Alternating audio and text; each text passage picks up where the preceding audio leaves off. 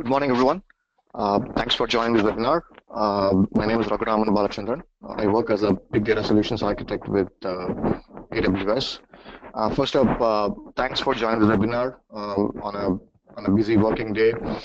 We will make sure that the next 90 minutes is productive, and hope you gain some insights into how you can build your data lake on AWS and how other customers are building data lakes on AWS.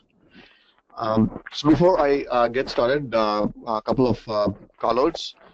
We will have separate Q&A sessions towards the end.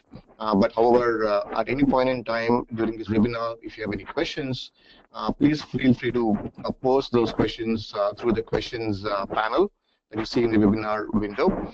We will take up questions towards the end. Right. You will also have a short survey towards the end where we are trying to get some feedback from you in terms of how this webinar was useful for you, and more importantly, how we can improve the experience in subsequent such webinars. Right. So with that as the context, let's get started. So what I plan to cover in the next 90 minutes is broad three topics. First, we'll start out with what are the key business drivers for building a data lake? What we see customers using business drivers to build a data lake? What are the use cases that typically customers derive out of a data lake? And then we'll move on to how you can build a data lake, how you can design and build a data lake on top of AWS. And finally, we'll look at some of the production use cases, what other customers are doing in terms of building data lake on AWS, right? So that's the agenda for the next 90 minutes or so. All right, so let's get started. So the first topic is benefits of building a data lake, right? We see 3 or 4 main benefits why customers are building a data lake on AWS. The first thing is obviously in many organizations, data is distributed across many different locations. These could be different departments, different systems. Data typically lives in silos, and as an organization, you don't have a single source of truth where you can ask your business questions and get reliable answers from the single source of truth. A data lake allows you to store all such data into a common data store and analyze all of the data from all those different sources in a centralized location. So all the various teams that are trying to get some insights out of your data can go to this single centralized location where they can access the data and then start answering some of those business questions from the data lake, right? So that's number one benefit of a data lake. The second question that most organizations are posed of is how can I collect data from different sources, right? This could be your servers, your different systems like ERPs, your CRMs, your databases, maybe real-time systems, maybe mobile devices, IoT devices. Data lives in different sources. How can I collect them quickly and store them efficiently to make them available for processing? Right? Again, a data lake allows you to quickly ingest all such data from all those different various sources without fitting into a predefined schema. So what we mean by predefined schema here is that a data lake does not restrict your data source to ingest data into a specific schema, right? But rather, when you are trying to infer from your data lake, when you're trying to process the data, that's when you infer the schema, right? And that's going to be, again, key for a data lake. And we'll see as part of this webinar how you can build such systems where your processing systems can basically infer schema when they are processing the data. And the next benefit is obviously around data is going to continue to grow. You're going to continue to collect more and more data. How can I scale up my infrastructure with the volume of data being generated, right? Especially the devices that are now waking up and connecting to the to the internet, connected to the cloud, where they come with potentially a lot of compute on them. These are mobile devices, IoT devices, which have a lot of computing capabilities on them, and they can ingest data at a pretty rapid clip. So how would you scale up your infrastructure for collecting all of that data, right? Again, we'll see in the webinar where if you're able to separate your storage and compute, you can independently scale them. Your storage layer can independently scale for your growing data requirements. Your compute layer, where you're trying to process the data, can again independently scale if your processing requirements change, right? So that's going to be another benefit of building your data lake. And finally, how can I apply different processing engines, different processing frameworks to process the same data, right? Again, this is more from having different personas who have different requirements in terms of what they want to see in terms of the final output. How can you use different processing engines to process the same data, right? True Data Lake allows you to use different such processing engines. So these can be, for example, one could be, for example, a data warehouse, or one can be an ad hoc query engine. So it depends on what your use cases are. And Data Lake allows you to use different processing engines, which can infer schema on read, and then allow you to process the data depending upon your use cases. Right? Again, we will see how AWS offers few options, few choices for you to do these kind of use cases. Right. The other aspect of data lake is the expanding access requirements. Right. So today we've got lots of different folks coming into your organizations, and they have a need to access your data. Right.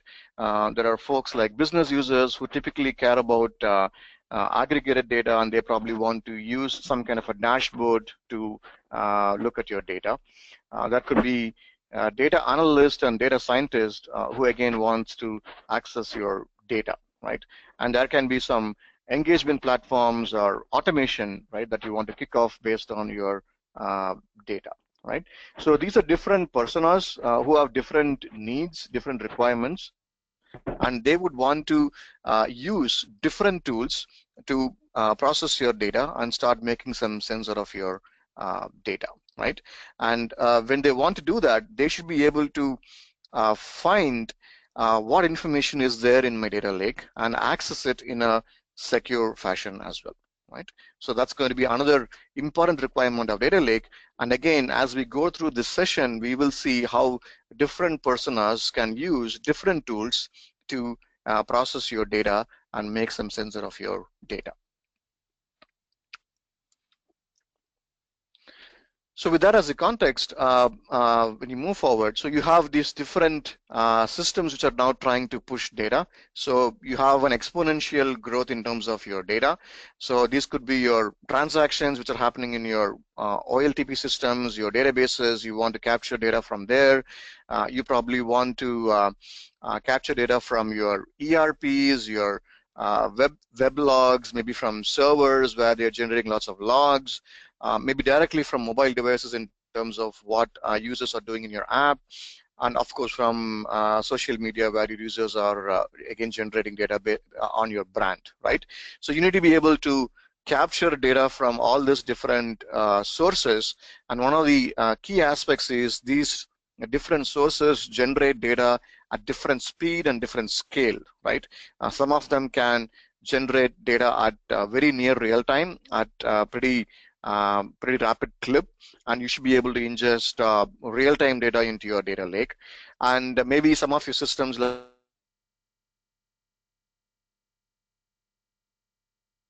your ERP or transactions, you may want to extract data on your data lake, right? So you won't want to be able to pull data from all these different data sources and push into your data lake and start making some sense out of your data, right? So that's going to be another aspect of your data lake, right? Right. So when you're building out your data lake, what are the typical characteristics that you think of your data lake, right? And obviously, what is evident in the last 10 minutes is that you should be able to collect a lot of data, collect absolutely anything, right? So you should be able to collect data about anything from all your sources and then bring that into your data lake. And obviously, those different personas, when they want to access your data, they probably want to dive into your data lake at different granularity, right? Maybe a business user has requirements to just look at aggregated data and make some sensor of that data. And maybe 3 months down the line, you assemble a team to build some machine learning use cases, and you have a bunch of developers who are trying to build machine learning models, and they probably have to dive very deep and access a lot of data to train their models, right? So these different personas would want to dive into your data lake at different granularity and make some decisions, make some sense out of the data. So a data lake should allow these different personas to dive in at any granularity. And again, we will see that as part of today's discussion. And third aspect is flexible access. So these different teams should be able to use the tool of their choice, whatever appeals to them, to process data out of the data lake. A business user maybe would want to use a dashboard to look at data, and maybe a developer would like to spin up a cluster and run some Python code to process the data. And maybe there is a data analyst or a data scientist who works with SQL a lot, and they would just want to use a SQL language to access your data, right? So a true data lake should allow you to access that data through different tools, which makes more sense for what type of a person you are who are trying to access the data. So flexible access is going to be another key aspect of your data lake. And finally, future proofing, which means that your business use cases evolve continuously. So you would probably build off your data lake based on few use cases today. And as those use cases evolve in future, your data lake should be able to support all of those use cases in future, right? So you need to be able to future-proof your data lake as well. So with that as the characteristics of a data lake, so let's start diving a little deep into a data lake and try to understand what are the different components of a data lake. The first thing is ingestion and storage. So how do you ingest data into your data lake, and how do you durably store it and make it available for your processing systems, right? The second aspect is before people process the data, they should be able to find out what data lives in the data lake. How do people know what data lives in my data lake, right? So you need a robust catalog which tells people what kind of data is living in my data lake, right? This is data about data. This is metadata. So you need a robust cataloging system, and maybe you need a good search mechanisms for your catalog, right? So people should be able to search what lives in my data lake. And then once they're able to discover through the catalog and the search mechanism, they can go and process the data using, again, the tool of choice, depending upon what type of person I am, and then serve answers, right? Serve answers that my business is looking for. And finally, while we do all of that, you want to be making sure that your data lake is secured, it's protected. So you need to think about your access control, your data encryption requirements, your data classification requirements, all those aspects, right? So I think broadly, these are the 4 different high-level components of a data lake. And what we will do is in the next 1 hour, we will look at each of those components and understand what are the characteristics of each component, and what AWS services and what tools can you actually use to build each one of those components. All right, so so we discussed about what are the characteristics of a data lake. We discussed about the requirements for the data lake to be scalable, to be flexible, and allow you to use a different tool of choice to process your data. So those are the typical characteristics of a data lake. Most of you might have dealt with Hadoop as a technology in your past, and you might be wondering why not use Hadoop as a data lake technology. It's scalable, it can scale on demand, it's extensible, it's flexible. There are a plethora of tools available in the Hadoop ecosystem, so you can use all of that to process your data. So Hadoop seems to be a perfect choice for building your data lake. So why not use Hadoop as a data lake technology? I think one of the challenges today, and I typically call this out as a post-cloud era, challenge, is that the sheer nature of compute and storage being coupled in Hadoop as one of the important challenges for building a data lake, right?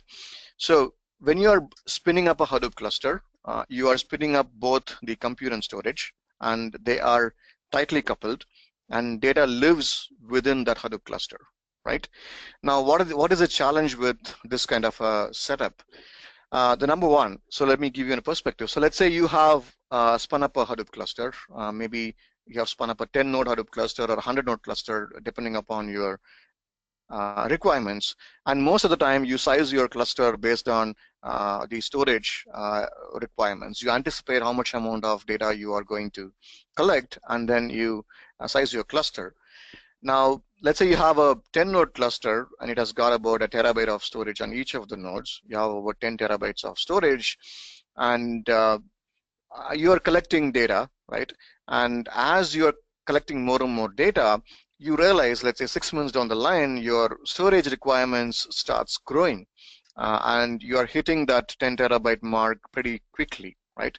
So you got to go and scale your storage, right? So when you're going to go and scale your storage cannot scale independently, right? You're going to go and scale your compute as well. Maybe your compute requirements are good enough for your requirements, right? Your compute is perfectly fine. It's able to run all your jobs at the kind of SLAs that you expect, but your storage requirements have increased, right? And you want to scale your storage, you also have to go and scale your compute, right? Which means that you're going to end up having some idle resources in your compute layer, but you can't avoid that because that has to scale because the storage has to scale. So that's one challenge. If you flip that around, so let's say I'm doing perfectly fine with storage and I'm not growing as quickly, I'm actually good there. But on my compute side, what's happening now is there are different teams which are coming up and asking for different resources, right? You anticipated few use cases and you have sized this cluster, and maybe a new team has got formed which is trying to do some new use cases. Maybe somebody is trying to build a machine learning model, and they come back to you and say, I want to run this training exercise on the cluster, and I need to look at the entire year's worth of data. So then you're going to go back to them and say that, no, hang on, I don't have enough compute capabilities because my jobs are already utilizing all of that. I'm already peaking at my compute. So you can either come back Saturday morning and you have a window of 6 hours in Saturday and you can run your job, right? If that's not good enough for you, I'll have to go and add more compute. That's going to take me a few more weeks. You can come back to me after a few more weeks, right? So even if your storage requirements are going to be okay, if you have got additional compute requirements coming in, right? Again, you got to scale both your compute and storage together. If you're able to decouple compute and storage, right, where I'm able to have a different storage layer and a different compute layer, and they're independent of each other, all these challenges can go away, right? Your storage can independently scale, your compute can independently scale, and potentially you can even have different compute layers coming in, right? And accessing the same storage layer, right? So these compute layers can be different processing engines depending upon what type of person you are, and these can be even transient in nature. You can have one compute engine coming up, let's say, once in a day, processing some data for every hour and then dying after that, right? You could probably spin up a compute layer just for the machine learning use case, training use case that runs for maybe some 15-20 hours, and then once it is done, it can again get terminated, right? So all those benefits will come when you are able to decouple your compute and storage, right? So the next 1 hour or so, we will see how you are able to decouple compute and storage in AWS and use different compute options to build a true data lake. The other aspect is most of you again would have dealt with some kind of a data warehouse in your past. So when people think about data lake, there is also this misconception that a data lake is probably a replacement for your data warehouse, right? So if I got already a data warehouse sitting in my on-premises, when I, let's say, trying to build a data lake, it's probably going to replace my data warehouse, right? Our view here is that your data warehouse is going to be complementary to your data lake. It's not going to be a replacement for your data warehouse, right? A data lake is going to complement your data warehouse use cases. However, a data lake can be a source for your data warehouse. So data warehouse could be used for a specific use case. So maybe there is a business user who is trying to make some decisions through a dashboard, and that kind of use cases can be powered through a data warehouse. So a data lake can actually be a source for your data warehouse, right? Now, there is also going to be certain amount of differences between a data lake and a data warehouse, right? A data warehouse on the right-hand side allows you to do what we call as schema on write. So you're going to predefine schemas in your data warehouse, and when you're collecting data, you're going to collect the data and process the data, transform it, and then write it into that particular schema. So schema is fixed when you write data into your data warehouse, versus data lake allows you to do what we call as schema and read, where depending upon what is the processing engine, it can define on what schema it wants to infer the data, and a data lake can allow you to do that. So that's going to be one key difference, right? And obviously, a data warehouse allows you to process only structured data. A data lake allows you to keep data in whatever formats that you want to keep and process data in that format. It can be structured, unstructured, semi-structured.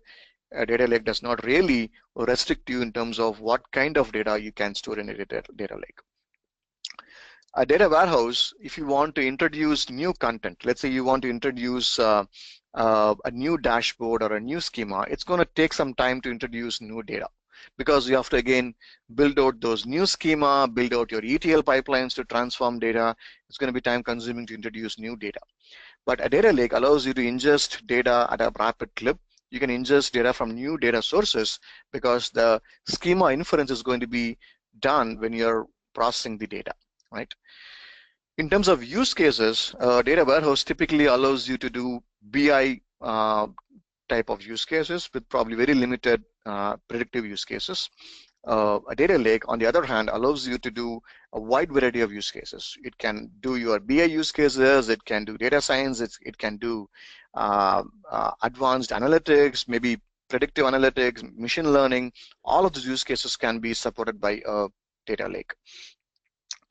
In terms of granularity, your data warehouse allows you to keep data probably at the summary level, aggregated level, and you can start making some sense out of that data. When you really want to go deep, when you really want to drill down and go pretty deep into your data, you might not keep it in a data warehouse, because it then becomes an expensive proposition to keep all of your raw data into your data warehouse, right? Versus in a data lake, you can keep your data at the lowest level of granularity, and different people can dive in at whatever granularity that they would like to dive in, right? And at the last, you do get a lot of flexibility in terms of what tools you can use in your data lake. And in a data warehouse, you are typically limited by a SQL-based tool. That's what it's mostly powerful for, right? So those are the kind of differences. So I wanted to kind of get this context set upfront, because when we progress, we will definitely talk about data warehousing use cases, right? So data warehouse is still part of the overall data lake story, but it's basically a part of the data lake. and your data lake can be a source of your data warehouse, right? So if you can keep these differences as some bit of context, you'll be able to appreciate it when we discuss about the data warehousing use cases. All right, so we saw the business drivers in terms of why organizations are building a data lake. So let's move on to the next topic, how you as a customer can design and build a data lake, right? So that's going to be the next topic. So again, to recap, we have the four important components of a data lake: the ingestion and storage, and then the catalog and search, the process and serve layer, and finally the security layer, right? So in terms of designing and building your data lake, we will now dive deep into each of these components, starting with ingestion and storage. So in this topic, we will see what are the different ways you can ingest data into your data lake and how you can durably store data into your data lake. So when it comes to building a data lake on AWS, you get a lot of data ingestion options. We will speak about some of them, and then we'll dive deep into one specific service. So if you are already having infrastructure on premises, you have multiple options in terms of connecting to AWS and ingesting data into AWS, starting with AWS Direct Connect, which allows you to establish a dedicated network which is private to your organization, and it can connect to your data center to AWS, and you can use that private network to ingest data into AWS. So this lets you operate in a hybrid fashion where some of your on-premise systems can remain on-premise and they can ingest data into AWS, and you can start building your data lake in AWS. You also get a number of ISV connectors, which can again extract data from your data sources and ingest into AWS, right?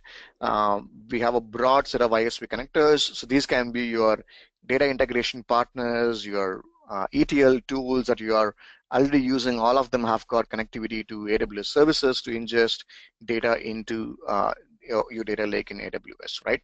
So think of these tools as like your Informaticas of the world, your Matillions of the world. So all of them have got connectors to AWS services, right?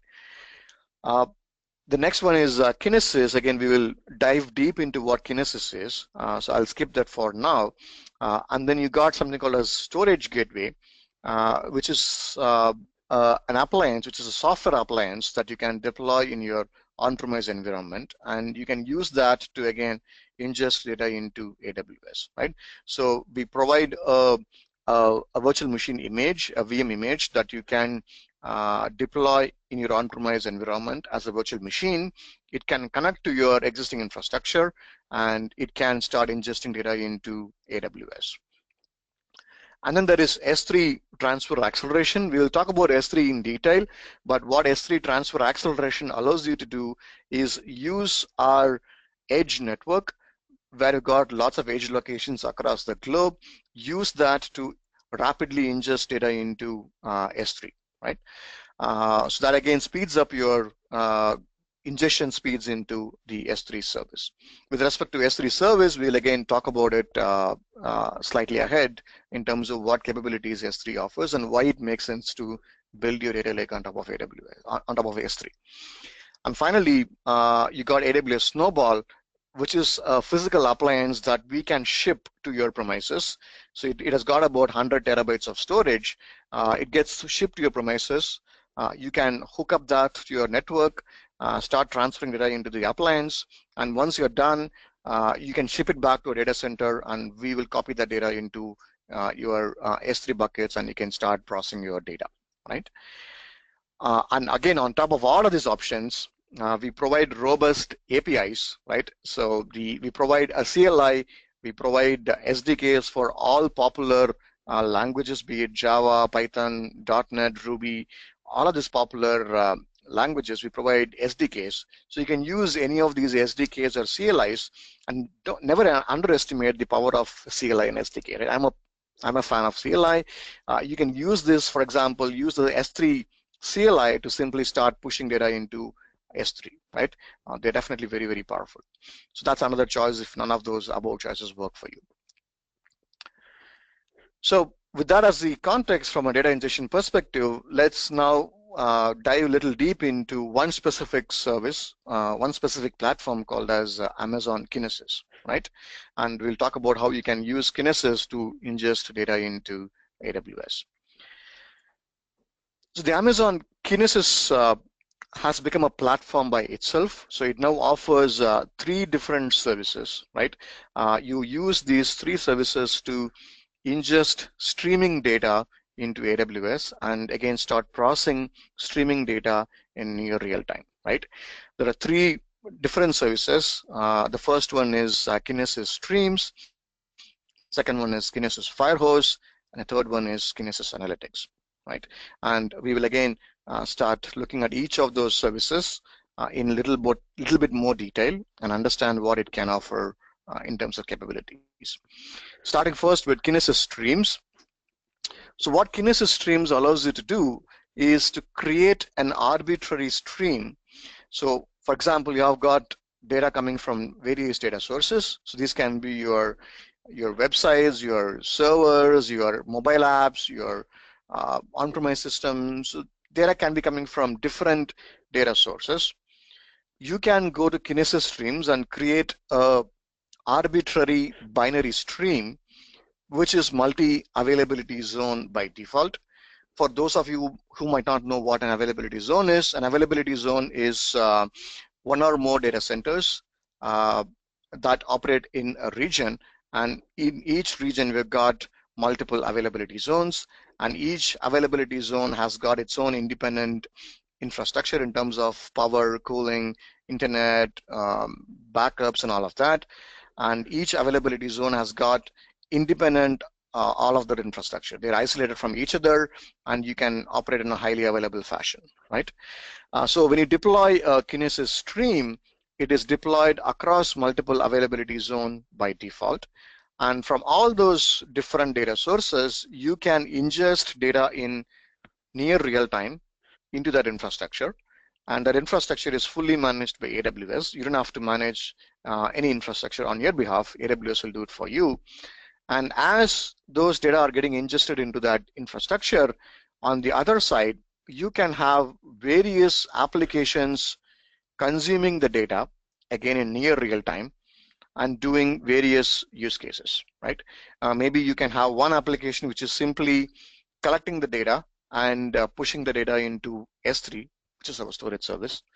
And maybe you have another application which is simultaneously processing the same data and doing a sliding window analysis.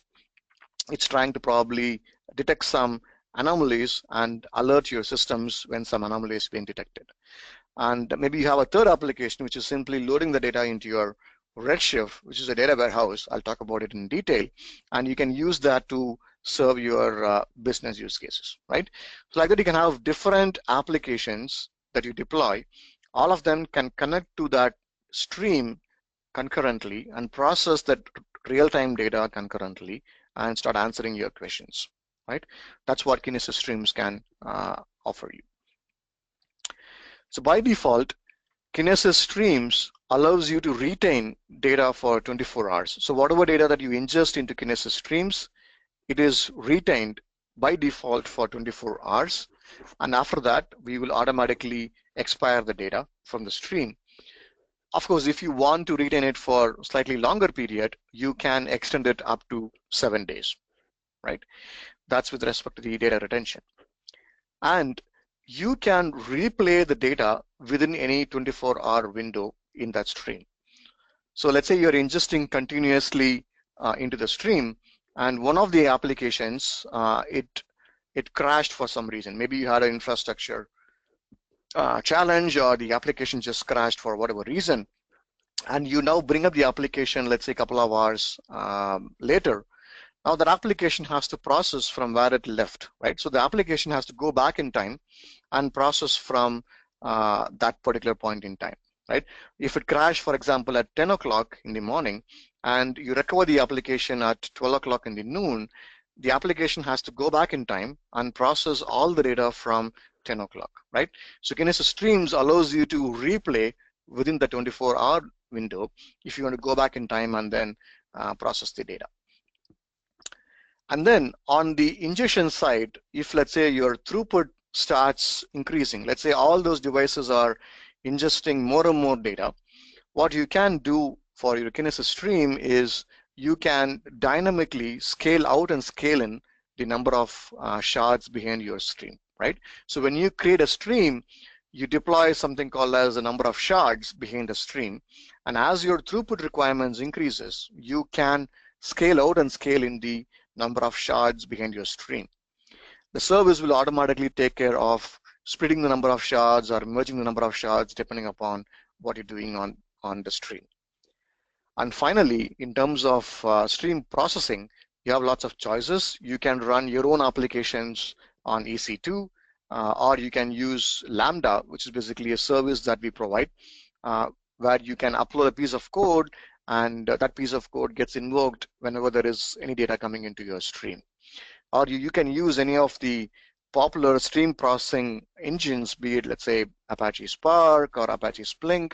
All of them have got connectors to Kinesis, and you can deploy a cluster and start processing data from your Kinesis stream. So that's Kinesis stream in a nutshell, which allows you to ingest data in real time and process the data in near real time.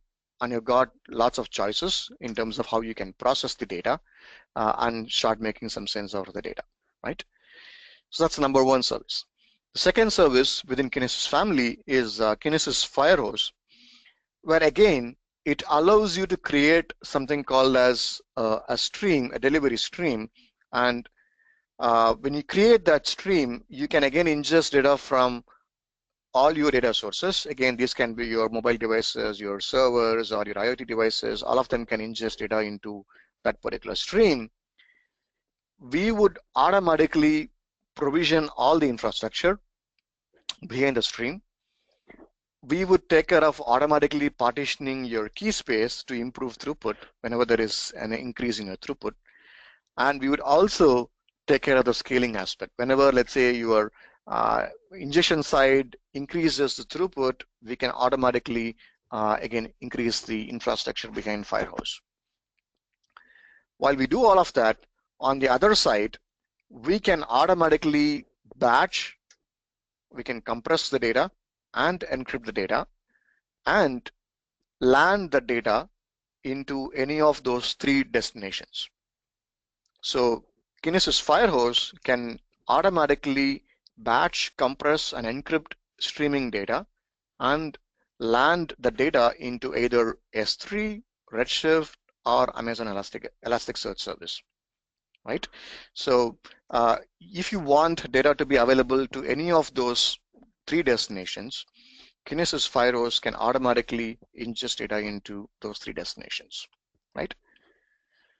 So now that Firehose can do all of that, it sounds very, very similar to Stream. So why would we build two different services to do similar things, right? But there are some key differences between what Streams can do and what Firehose can do, right? So Streams allows you to build an arbitrary stream that you can use to ingest near real-time data and process data on the other side, right? Firehose is fully managed, where you don't have to provision any underlying resources at all, and it can automatically load data into those destinations, right? In terms of provisioning and resource management, though Kinesis Streams manages infrastructure on your behalf, you still provision something called as a shard. There is a notion of shard that you still provision. Each shard can allow you to ingest up to 1 MB per second and egress at 2 MB per second. If you need certain throughput, you provision certain number of shards. If you need, let's say, 100 MB per second of throughput, you probably would deploy 100 shards behind your stream, right?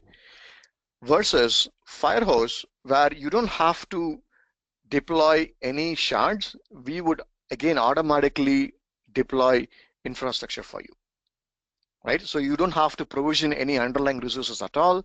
AWS will take care of automatically doing that for you.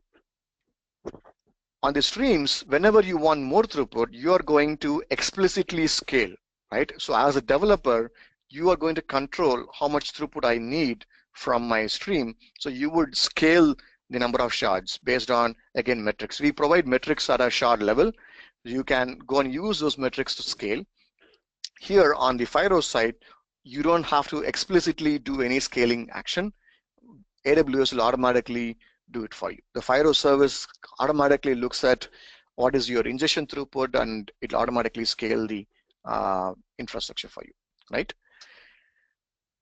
The next aspect is data partitioning. Because you are deploying a sharded infrastructure in Kinesis streams, you control how data gets partitioned. In your payload, you nominate a particular key as your partition key, and Kinesis streams will use that partition key to send the data to the right shards behind the infrastructure, right? In Firehose, you don't have to do any kind of partitioning. Firehose will automatically do partitioning for you, right? From an application development perspective, in streams, you get access to the low-level GET APIs and PUT APIs. So you can use those GET and PUT APIs to ingest directly into the stream. We also provide higher-level libraries and SDKs to do that. And you can use that to write your own consumers to consume data. On the Firehose side, we provide agents that you can deploy on your servers to ingest data into Firehose. And on the other side, where you're trying to consume data, the destinations are fixed. So destinations are only S3, Redshift, and Amazon Elasticsearch Service. So Firehose can only land data into one of those three destinations. However, if you want to deploy your own application, and if you want to push to, let's say, some other dashboard, you can't do that with Firehose. You'll have to go to Kinesis streams for that. And finally, in terms of latency, this is data latency. Kinesis streams allows you to do near real-time use cases where it can deliver data to your consumer applications in near real-time. This can be in the order of a couple of seconds. And Firehose has a notion of buffering built in. So before it lands data into those three destinations, S3, Redshift, or Elasticsearch, it's going to automatically buffer data. The minimum buffer is either 60 seconds or 1 MB of data. So data comes into those three destinations only if either of that happens, either 60 seconds or 1 MB of data, right? So hopefully this difference is clear in terms of what streams can do and what Firehose can do. Again, depending upon your use cases, you can choose either of those choices.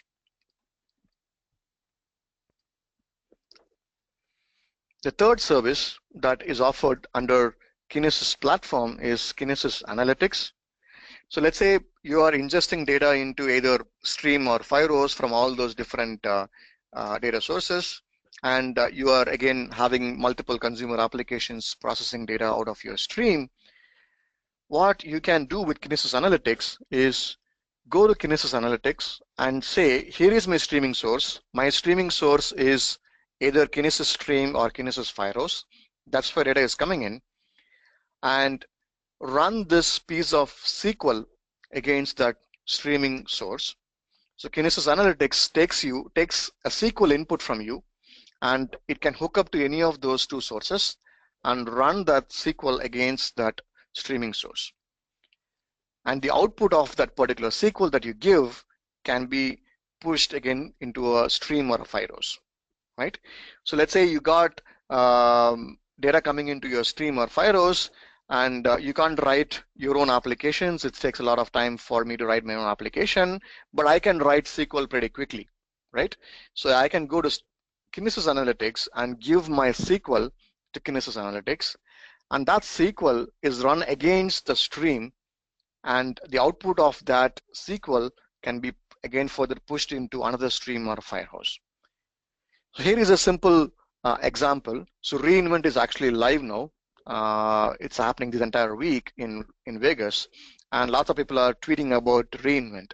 So let's say you are interested in finding about reInvent as a hashtag, right?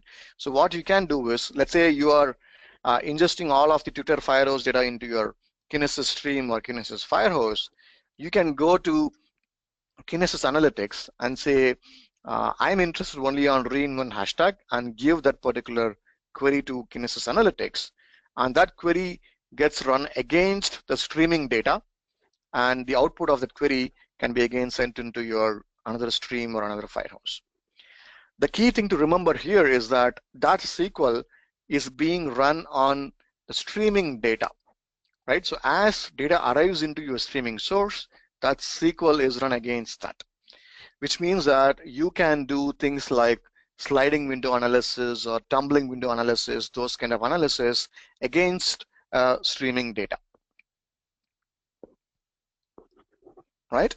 So hopefully that gave you some kind of a context in terms of what you can use to build your streaming use cases. You can use either Kinesis streams, which can allow you to ingest in near real time and process data in near real time, or you can use Firehose if you want to, let's say, land data into those 3 destinations, S3, Redshift, or Elasticsearch service. And finally, if you want to run a SQL on streaming data, Kinesis Analytics can do all of that. Right? So these 3 services helps you ingest data into your data lake, and on top of that, you can use any of the other partner tools or AWS services to ingest from your OLTP systems or from your other systems on premise. So the next aspect is, okay, we are able to ingest data into the data lake. How do I know store that data, right? Because Streams is not going to give you a persistent storage. It's going to expire after 7 days anyway. Right? So how do I durably store data? So Amazon S3 is a service which allows you to durably store data. It's a service that allows you to store anything. It can store any binary object. We call that as an object storage. It's extremely scalable. It can scale to any number of objects that you can store within the service. It has virtually unlimited capacity. And it offers 11 nines of durability for your data.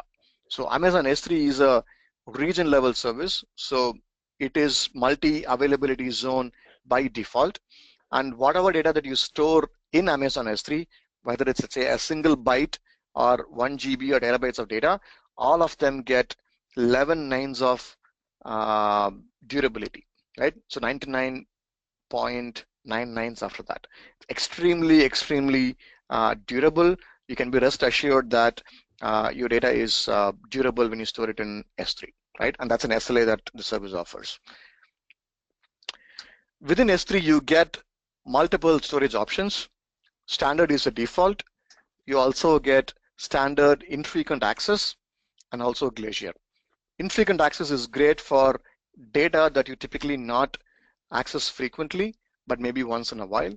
So think of these as data like your log files. Maybe you're collecting log files, and you would use log files maybe once in a week or once in a month when somebody wants to look at the log file for some troubleshooting use cases, right? Glacier is really cold storage, where you want to keep data for your archival purposes or for compliance purposes. Maybe a couple of years on the line, if there is a compliance query or some query from some team, you want to dig up your archive and give some data, right? That's Glacier. This suits very well for your data lake use cases, right? Because data typically arrives hot, and then it starts becoming a little warm, and eventually it becomes cold, right? So you're collecting data, and immediately as you collect data, you start using that to answer some questions, and maybe it starts tearing and starts becoming slightly warm. Maybe after a week or after a month, nobody is looking at that particular data, right? And then really after 90 days or 6 months, that data is not even used, right? This happens in most of our data lake use cases, and it makes perfectly sense to use these three different storage classes to leverage those use cases, right? So what can I do with these 3 different storage classes? So you can keep your hot data in your S3 standard and start tiering that to S3 IA for your warm data, and use Glacier for your really cold archival and compliance requirements. Both S3 and S3 IA, they operate in a common namespace. So when you go to S3 and create a bucket, you get a unique DNS endpoint that you can use to query and store data into that bucket. And then you get a number of options, whether in terms of security or even notifications, versioning where you can keep multiple copies, or even cross-region replication. You can do all of that across both of those storage classes. And then you can use lifecycle policies to automatically tier data across these different storage classes. So your data can arrive in standard, and you can set a policy at the bucket level saying that after 30 days, move it to infrequent access, and after 90 days, move it to Glacier. That's a one-time configuration that you do, and AWS takes care of automatic transitioning across all those three different storage classes. You get the same 11 nines of durability for both S3 and S3 IA. S3 offers you 4 nines of availability as an SLA, 3 nines for IA, and extremely scalable, and virtually you get access to unlimited capacity, right? So S3 becomes a great choice for your storage requirements of your data lake, and lots of customers are building data lake on top of S3, right? And we will see when we get to the processing side where you can use different processing engines that can directly query data that is sitting out of S3. All right, so we looked at the ingestion and storage bit. The next component is the catalog and search. So let's say you're ingesting lots of data into S3. You're collecting all the data. It's getting stored durably in S3. How do people in your organization discover what is there in your data lake? That's what we're going to discuss next, right? So why do you have to build a data catalog, right? So you're collecting lots and lots of data. How do people know what is there in my data lake, right? A data catalog allows you to extract metadata about your data and expose that to users so that they can discover about what lives in my data lake, right? So probably you would want to expose things like in what data formats am I keeping data? Is it JSON? Is it CSV? Is it Parquet? Is it ORC? Is it compressed, right? So all this information about your data needs to be exposed as metadata for your users, right? You also have to think about data classification requirements. Is it sensitive data? Is it classified data? So should I expose that as a metadata, right? And maybe you want to add additional tags. Maybe people have to search based on a tag, right? Maybe they want to search based on some tweets or based on some specific departments in your organization. So you have to enable data discovery through some search mechanisms so that people can discover what is there in the data lake and then go and extract the data and process the data, right? So let's say this machine learning team is now set up and they want to look at all the data that belongs to a particular department in your organization and build a model. How do they know in which bucket or which folder in my S3 that this data lives? So that's the metadata that you want to expose, right? And maybe you want to build an API layer on top of it, right? Because this probably is going to get exposed to different teams in your organization. So you probably have to build different APIs that allows people to query the API and query your metadata, right? In certain use cases, we have seen customers even want to expose their API to external parties where they build that as a service and they have a business model that is exposed to even third-party developers, right? So that's the requirement for building a data catalog. So now how do you go and build a data catalog? So let's say you are collecting data into S3, all of that is coming to an S3 bucket.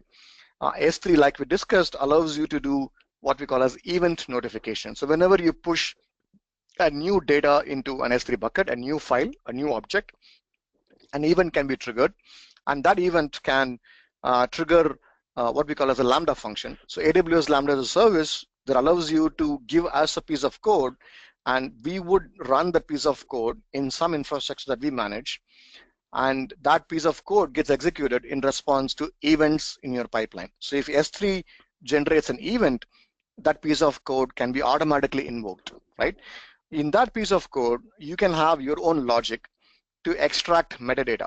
right? So now you can look at your object and say, the object is stored in JSON, it's compressed, it's probably having this information, and all that metadata can be extracted out of the object. And once you extract it, you can probably store it in a NoSQL database. So Amazon DynamoDB is a managed NoSQL database that we offer, and that can be used to act as your persistent storage for your metadata. And once data comes in there, again, another Lambda function can pick up that data and push into an Elasticsearch service, which can be used by your different teams to query data and search what is there in my catalog, right? So you can build a pipeline like this pretty quickly. And this is basically a do-it-yourself pipeline if you want to use these different combinations to build your own data catalog. But what we saw was a lot of customers were building this kind of a do-it-yourself own catalog by tying up all these different services, and they came back to us and said, can you manage this on behalf of us, right? Why can't AWS offer a service to do this on customers' behalf? That's where AWS Glue offers a data catalog. AWS Glue is a managed transform engine. You can use this service to basically run your ETL pipelines, right? But one of the key aspects of AWS Glue is the data catalog aspect, right?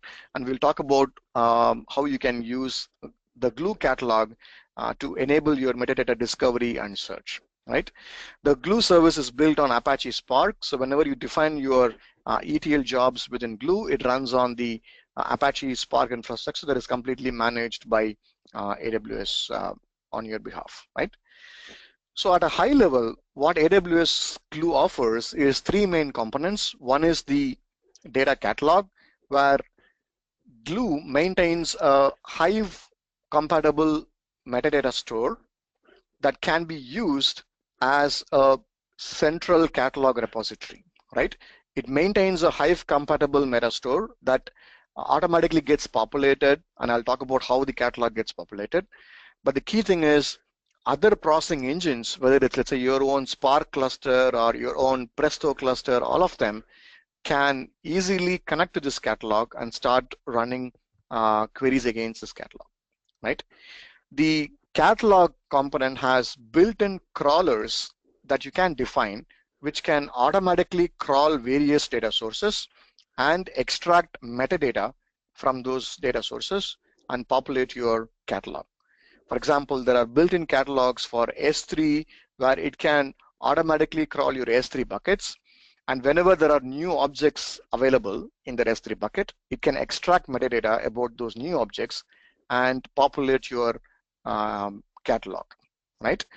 Again, similarly, it can crawl your databases, it can crawl your data warehouses, and we'll keep adding more and more crawlers to this. You can schedule the crawler to run on a specific frequency or based on a cron expression or based on an event, right? So all the flexibility, you get it, and we would automatically crawl your data sources and extract metadata. And then if you want to transform the data, there is a job authoring piece where you can go to the Glue service and you can define what is your ETL pipeline visually. You can say, here is my source, this is where my data lives, and I want to extract from this particular source and do a bit of transformation and push that to my destination. You can define that, and Glue can automatically generate code. The code that it generates is a Python code, and you can further customize that Python code if you would want to. You can bring additional Python libraries if you would want to, and then you package all of that. And once you are ready, Glue can again execute that job on an infrastructure that Glue manages for you. So you can say that, okay, this is my ETL job, and this is my source, this is my destination, this is my piece of code, and I want this ETL job to run on a specified interval or a specified frequency or based on a cron expression. You can do that, and Glue will run that job on an infrastructure that Glue manages. That is basically a Spark cluster that Glue manages on your behalf, and your job gets run in their infrastructure. You're only charged whenever your job runs. If your job does not run, you are not being charged. It's completely serverless from your perspective. All the infrastructure management is done by the Glue service for you, right? So these are the three components that Glue offers.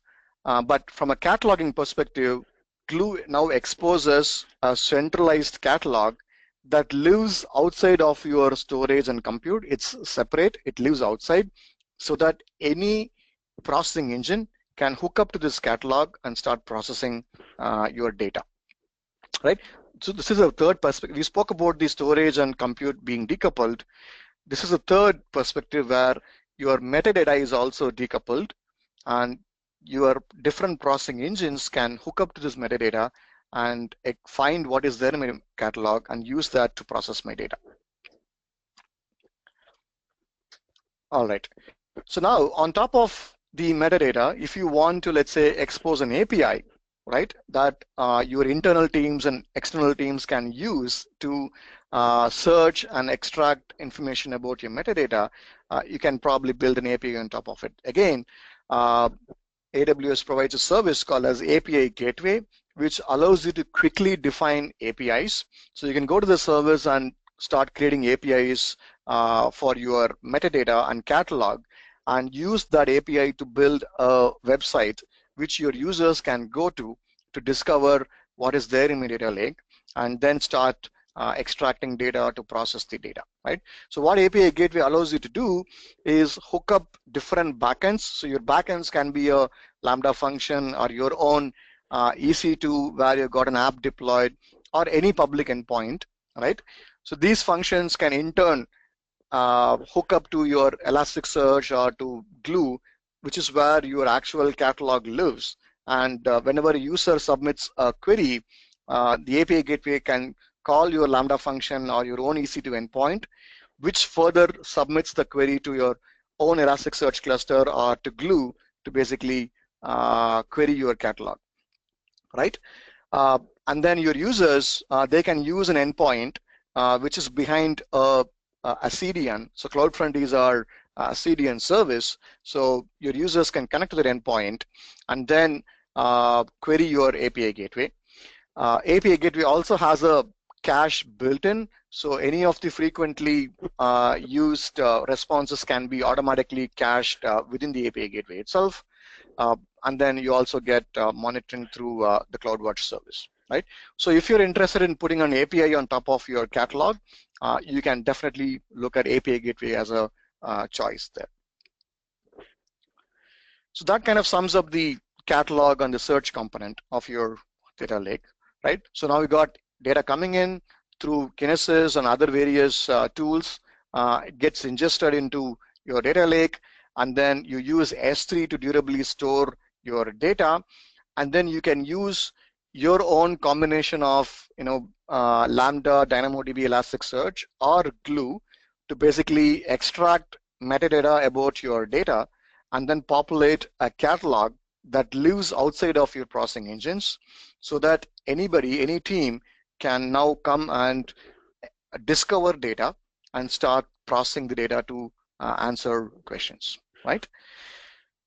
So let's move on to the next component, which is the actual processing and serving layer, right? How you can use different processing engines to process your data. So before I jump onto that, I again quickly want to remind that when it comes to processing, there are going to be these different personas who come from different backgrounds, and different tools excite them, right? If it's a developer, maybe they want to write Python code or a Scala code or a Java program. If it's a business user, they want to go to a dashboard. If it's a data scientist or data analyst, they want to write a SQL, right? So these different personas, they would want to use different tools to process your data, and that's going to be a key characteristics of your data lake, right? So giving flexibility for different teams to use different tools. So from that perspective, again, AWS offers different choices depending upon who you are, right? And we'll talk about these 5 different components in terms of the processing and serving options. Starting out with Amazon EMR, So Amazon EMR is short for Elastic MapReduce. It's a managed Hadoop as a service where you can go to the service and quickly spin up a Hadoop cluster in a matter of minutes and use that to process vast amount of data, right? It allows you to run your Hadoop clusters pretty quickly at the lowest cost possible. We'll talk about that. And it can directly connect to your S3 bucket and start processing data that is living in your S3 bucket. And we'll again dive deep and understand how exactly you can do that. So if you're a person who have deployed a Hadoop infrastructure in the past, you may be able to appreciate this. So let's say I want to bring up Hadoop cluster. So what I got to do is I first go and spin up infrastructure, bring up, let's say, a few virtual machines, and then get my HDFS up and running, and then get my MapReduce layer configured, get my entire Hadoop basically configured. And then once my Hadoop is up and running, I then go and install all my applications. It can be my Hive, it can be my Spark, it can be my Presto, all the applications that you want to install. You get all that installed in that infrastructure.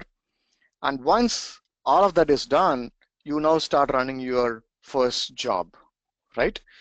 Now that's what it takes for any Hadoop infrastructure to come up, right?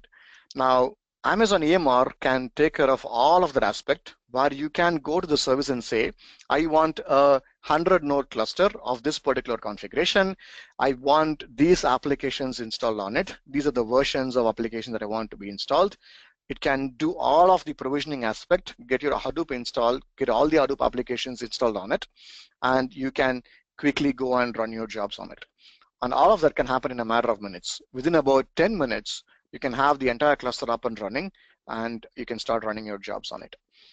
On top of that, it also exposes something called as EMRFS, which is EMR's own implementation of HDFS that exposes S3 as an HDFS file system for your applications, right?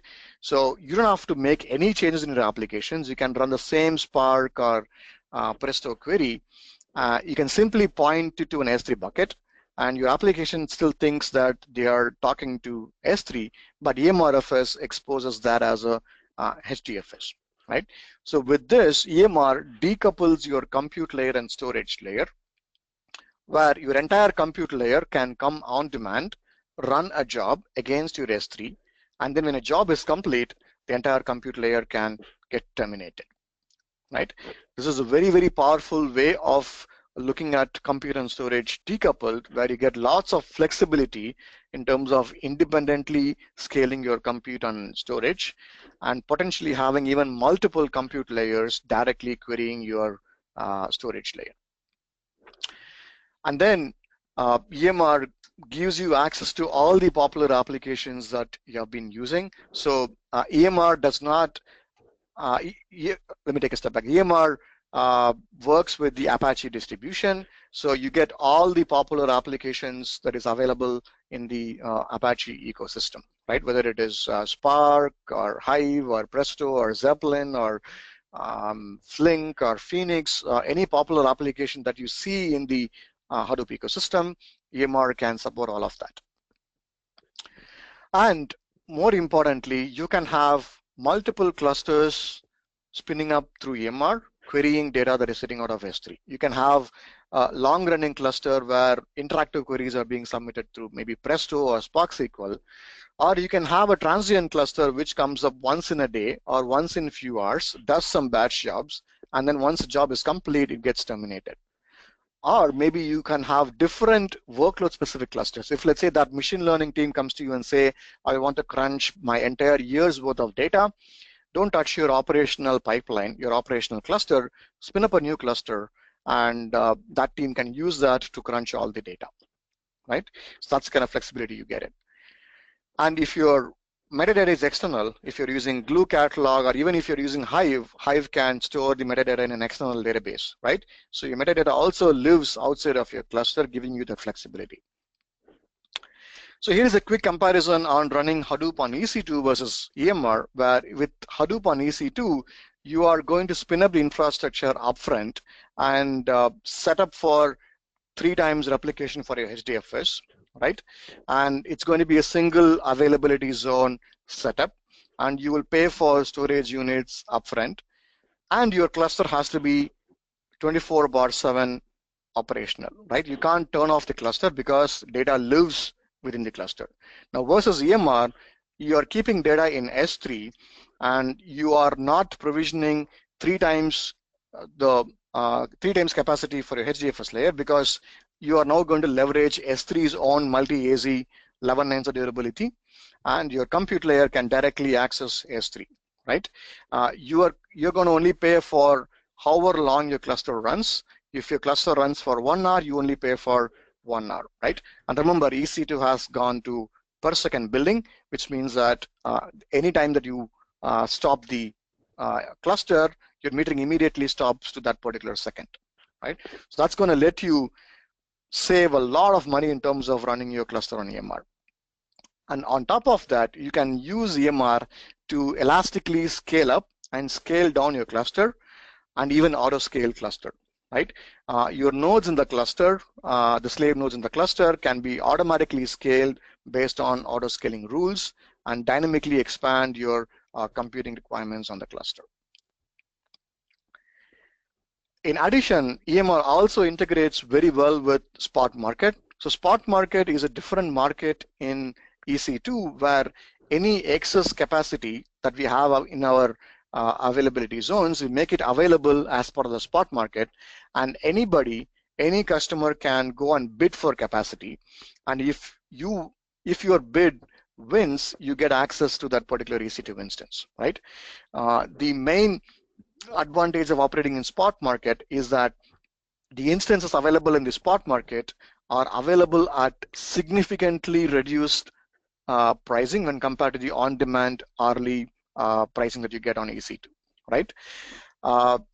Each instance family, each instance type in a particular availability zone in a particular region is a spot market, and EMR makes it easier to integrate spot instances in your cluster, right? You can go to EMR and say, I want these 10 instances to be of spot instances, and this is the maximum price that I'm willing to pay, and EMR will take care of doing the bidding for you, doing the rebidding for you. All of that is automatically done by EMR on your behalf. So with spot market, you are looking at lowering a lot of your cost in terms of running your EMR, and lets you run EMR at the lowest cost possible on AWS.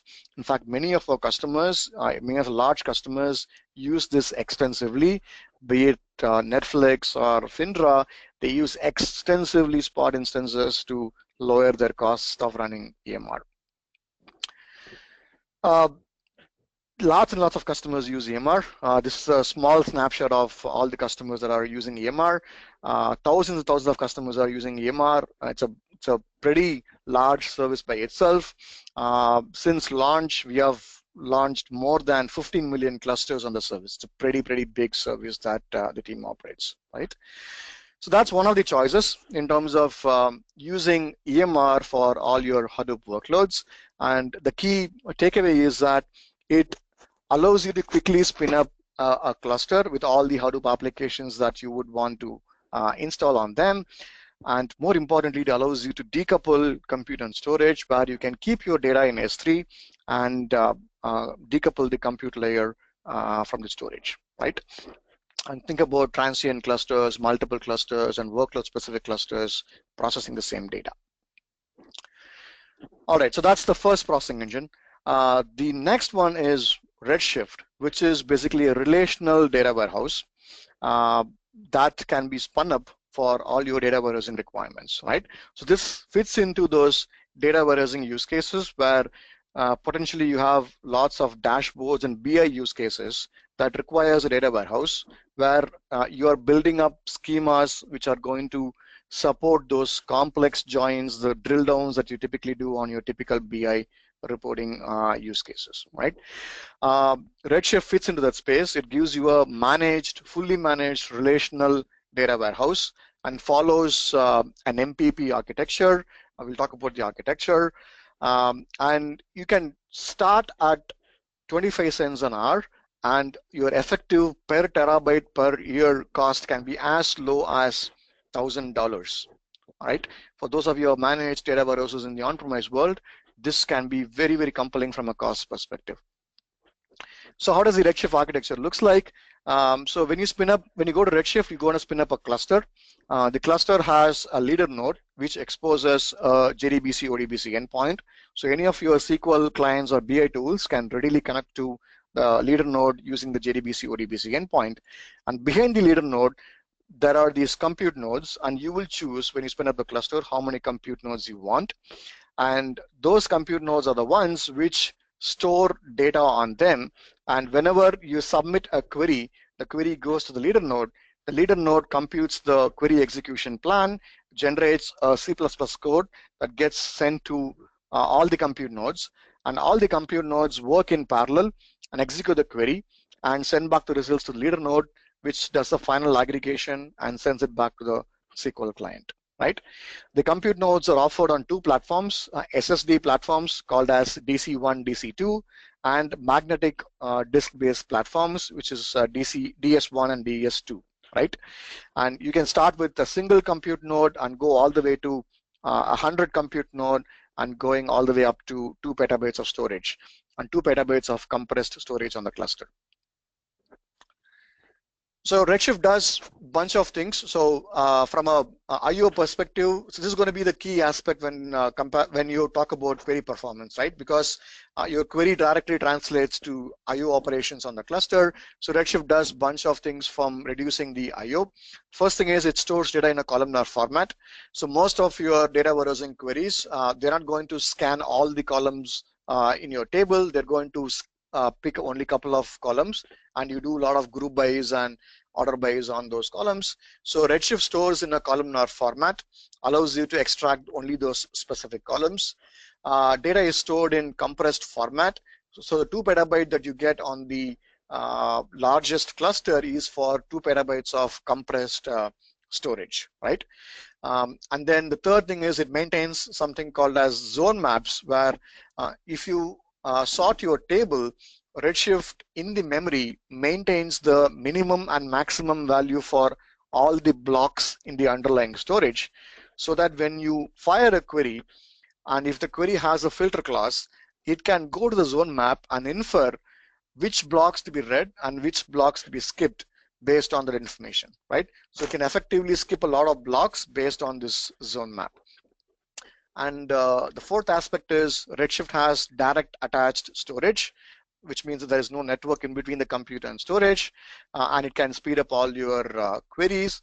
And also it has large data block sizes, which means that it can do a lot of throughput on a single IO operation. So a lot of things being done from a IO perspective to reduce the amount of IO on the cluster. And like I said earlier, it follows an MPP architecture, which means that every operation in the cluster, whether it's your query or data loading or backups or data export, every operation in the cluster that you do is distributed to all the nodes in the cluster, right? You can start simple, you can start very, very small with a single node in the cluster. And as your needs increase, you can start from one node to multiple nodes and go all the way up to hundreds of nodes in the cluster, right? So for example, on the right hand side, on a single DS2 8XL node, you get 16 TB of storage on a single node. And if you start adding more and more nodes into the cluster, you can go all the way up to 128 nodes, giving you about 2 petabytes of compressed storage in the cluster, right? So you don't have to upfront provision for your growth requirements. You can start small, and as you grow, you can keep adding more nodes into the cluster. The service is fully managed, which means that backups are fully managed. You don't have to manage backups. So we keep multiple copies of data within the cluster. We also maintain incremental backups to S3. So which means that whenever you load data into the cluster, we automatically take backups to S3, so that if you want to, let's say, restore the cluster to a point in time, you can go back and restore the cluster. It's also fully managed from a failure perspective. If you have, let's say, disk failures or node failures or network failures or entire availability zone failures, Redshift will take care of all of that and automatically replace the underlying nodes and disks on your behalf. So you don't have to do any of those from your perspective.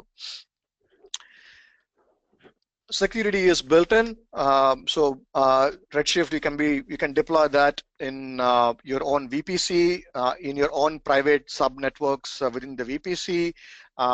You get access to data address encryption. You can encrypt data address using your own encryption keys, and it's also certified for lots of compliance requirements like your SOC 123 or FedRAMP or PCI DSS. All the compliance requirements are available out of the box for the service, right? So you can be rest assured that security is covered from the service perspective.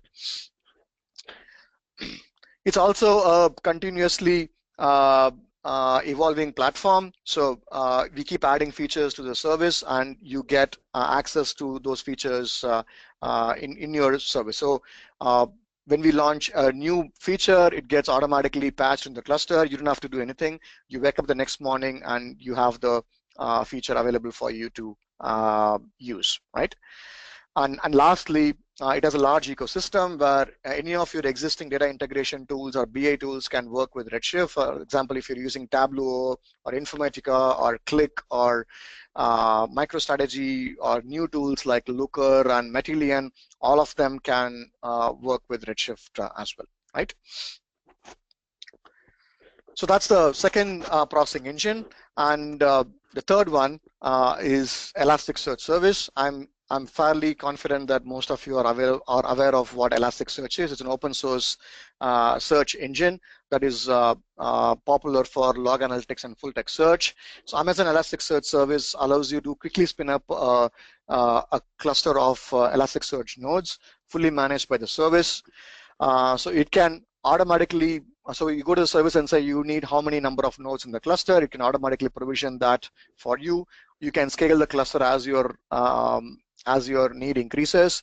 It gives you a highly available endpoint that your applications can connect to, and it's also integrated with other AWS services, right? So this is how the underlying architecture looks like. So when you go to the service and spin up the cluster, you can spin up one or more nodes in the cluster.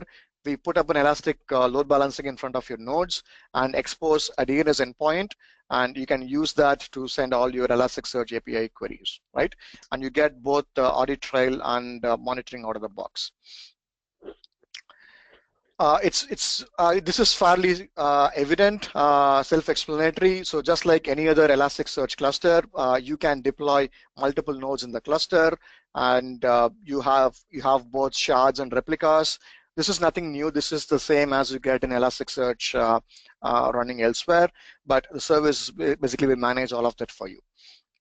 In addition, the service can manage backups for you. You get automated snapshots. You get dedicated masters if you want to enable that.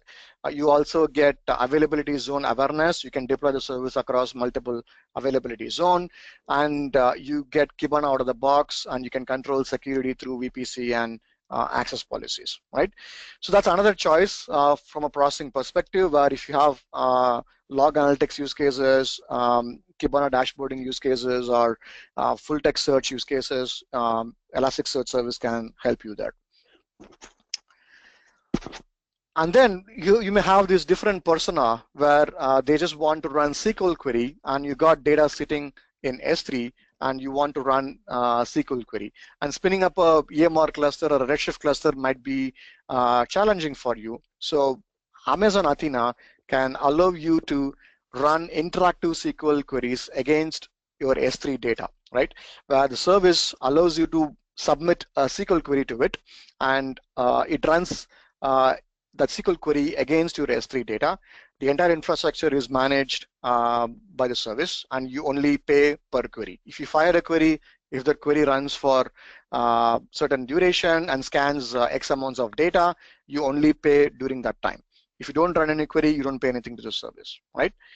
So you can run a query in Athena in 3 simple steps. Simply log into the console, create a table, just like how you would create a table in using a Hive DDL statement, or use the Glue data catalog, and then start firing a query in the console. It can be pretty quick to start running queries against Athena, right?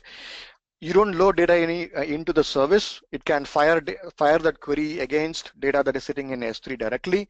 It supports wide variety of formats, text, CSV, JSON, weblogs, columnar formats like ORC, Parquet, Avro. A lot of popular open formats are supported. It directly streams data from S3, and your query runs against the S3 data, right? You can either use the console or use the JDBC ODBC driver, which means that you can connect any of your applications to Athena as well. You can use ANSI SQL. You don't have to learn a new language. It's the same SQL query that you can write against Athena as well. Supports complex joins, nested queries, and also window functions, and also supports partitioning by any key, right? You can partition by any column in your table. Under the hood, we run familiar technologies. We run a Presto cluster, which is waiting for you. We run a warm pool of Presto cluster.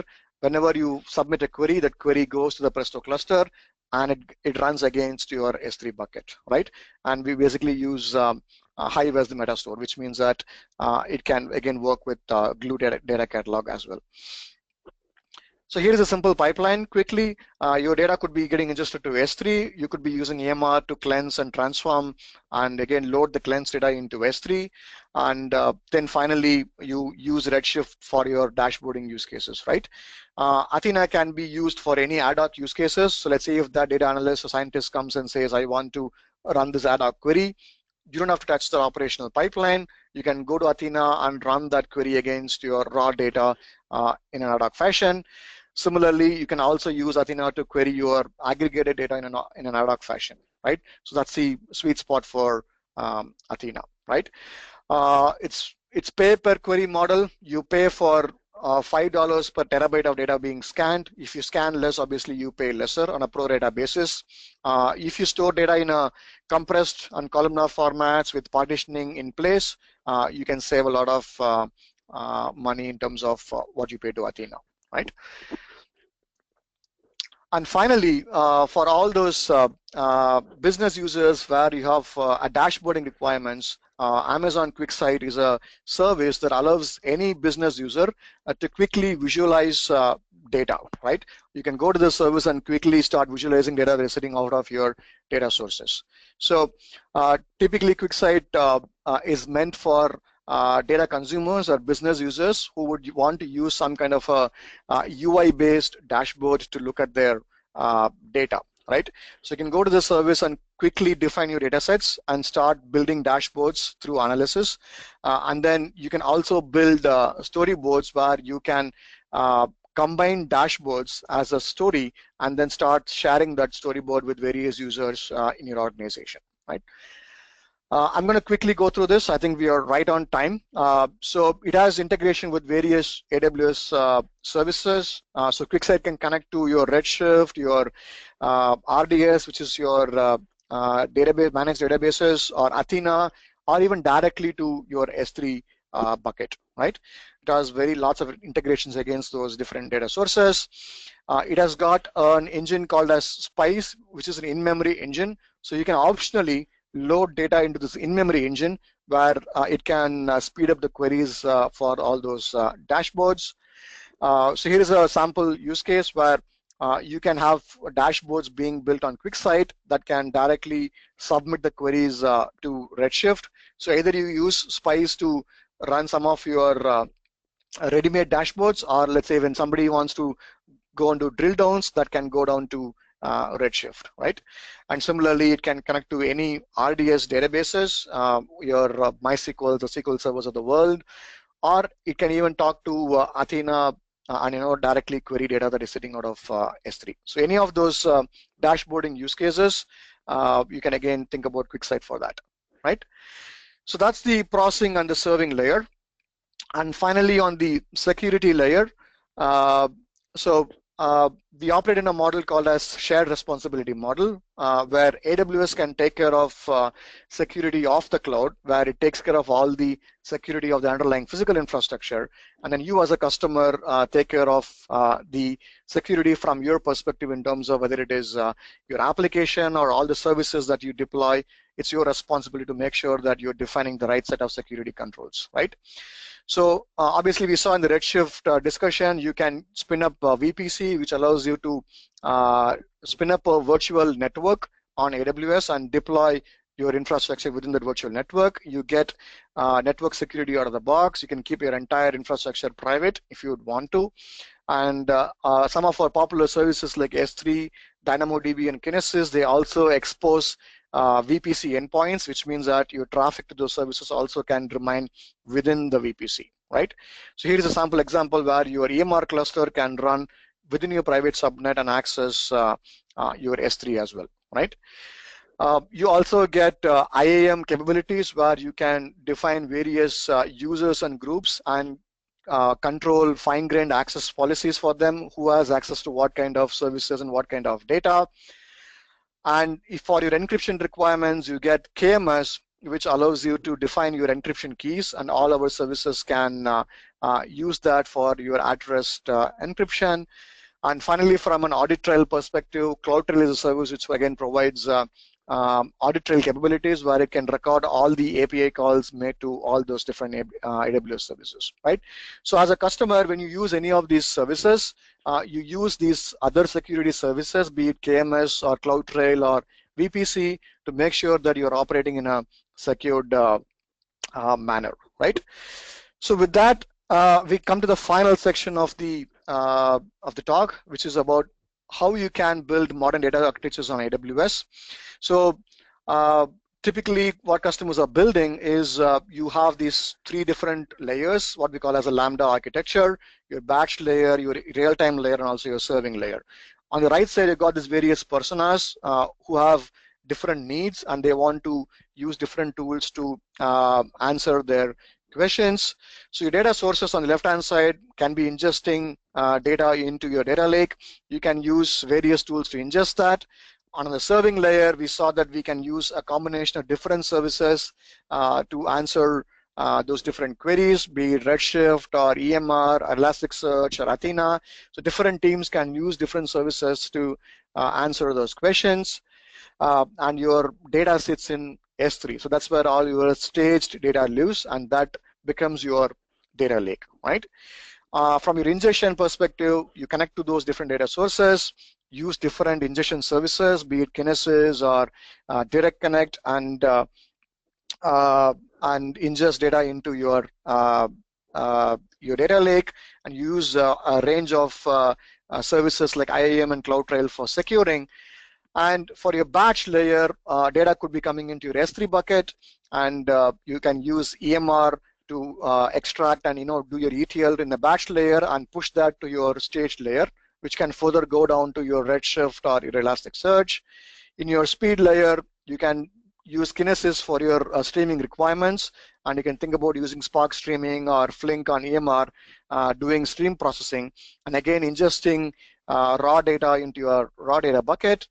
And then if you have new use cases like your machine learning use cases, again, that can be done either via EMR, and again, build your machine learning models and serve them from your serving layers, right? So this is how you typically build incrementally your data architecture, segregating your batch and streaming layers and assembling different AWS services to power those use cases, right? And quickly, what are some of the production use cases that we see customers doing?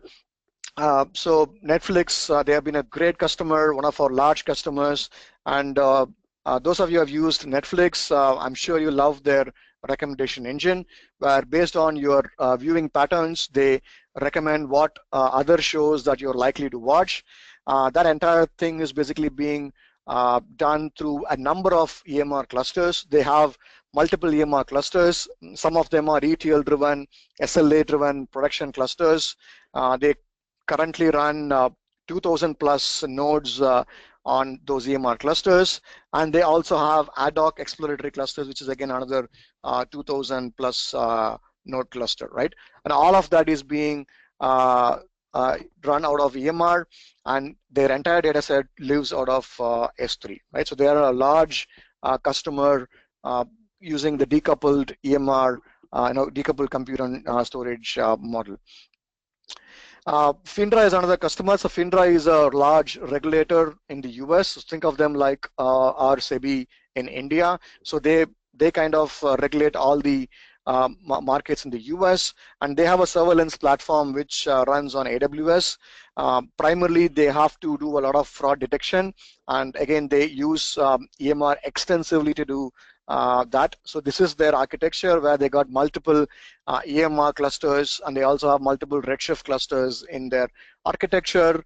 Again, all their data lives in S3, and S3 is being used as their data lake, right? NASDAQ is another example, again, in the regulated space. So they are one of the largest exchanges, and they power more than 100 marketplaces across 50 countries. And they again implement an S3 data lake architecture plus Redshift as their warehouse. So they keep 2 to 5 years of data in S3, and the most recent, which is 1 to 2 years of data in Redshift, and Presto on EMR is being used for their ad hoc use cases, right? And they ingest over 7 billion rows every day for all their analytics use cases, right? Lastly, one more customer example. Hearst is a large publishing company. They're owning some of the large magazines, some of the popular magazines like your Cosmopolitan and Ellie and all of them. Again, they have a data lake architecture where the clickstream data comes through Kinesis, and they use Spark on EMR to process that in near real time, and then push the same data into Redshift, which is being used for their BI use cases, right? I know I went through these use cases pretty quickly for the want of time, but what I highly encourage is all these are public reference use cases. All of them are available on our website. So if you want to learn more, I highly encourage you to follow our big data blog. We talk about a lot of the different architectures in our big data blog. The URL is there. I highly encourage you to follow that. Reinvent is happening now. Lots of sessions for big data analytics in Reinvent. So once these sessions are over, we upload them to our YouTube channel. Make sure that you're following our YouTube channel as well. So that's a great place to learn. And we also have a data lake solution. So this is a CloudFormation template that you can quickly deploy in your own AWS account, and it sets up all the components for your data lake, and you can start ingesting data and start making some sense of your data, right? I again highly encourage you to look at the data lake solution as well. From a customer case study perspective, again, look for, just search for case study, big data case studies, you'll hit that URL. Again, lots and lots of customer case studies out there. You can learn from what other customers are doing. And finally, on the marketplace, we have a software marketplace where if you're looking for products like, for example, Tableau or Teradata or, for example, Matillion, all of these products are available in one-click deployment. You can go to the marketplace and deploy that in one click in your AWS environment, right? With that, it's a wrap. I hope this was useful. I know that I kind of exceeded the time slot.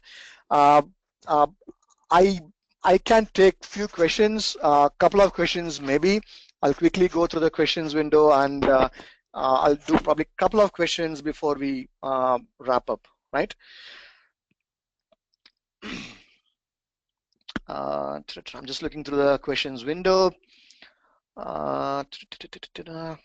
So what is the difference between a data lake and a data warehouse? I hope that was demystified. A data warehouse is probably one of the components of your data lake, and data lake can actually feed into your data warehouse. I'll probably take one more questions.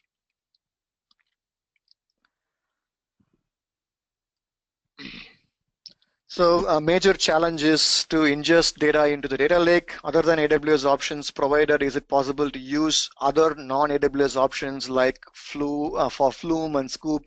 Yes, so there are lots of these open source tools, like for example, Flume or Scoop and all of them.